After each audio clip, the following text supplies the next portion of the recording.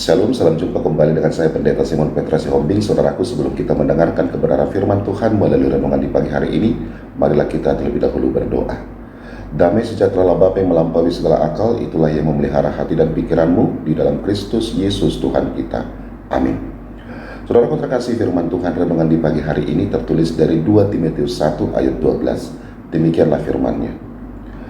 Itulah sebabnya aku menderita semuanya ini, tetapi aku tidak malu, karena aku tahu kepada siapa aku percaya, dan aku yakin bahwa Dia berkuasa memeliharakan apa yang telah dipercayakannya kepadaku hingga pada hari Tuhan. Demikianlah pembacaan firman Tuhan. Saudaraku yang terkasih, setiap manusia pasti pernah mengalami masa-masa sulit, mengalami tantangan, penderitaan, bahkan penolakan. Paulus menulis surat ini kepada Timotius ketika ia sendiri sedang berada di dalam penjara. Namun ia tidak gentar, lalu ia berkata dengan penuh keyakinan, "Aku tahu kepada siapa aku percaya." Paulus tidak hanya tahu tentang Allah, tetapi dia benar-benar mengenal Allah secara pribadi. Inilah yang membuat imannya kokoh meskipun ia menderita.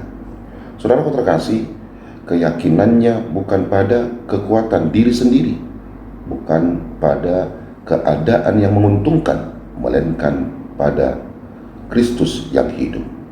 Saudaraku terkasih, kadang kita merasa takut akan masa depan, khawatir akan masalah hidup atau ragu ketika doa-doa kita belum dijawab.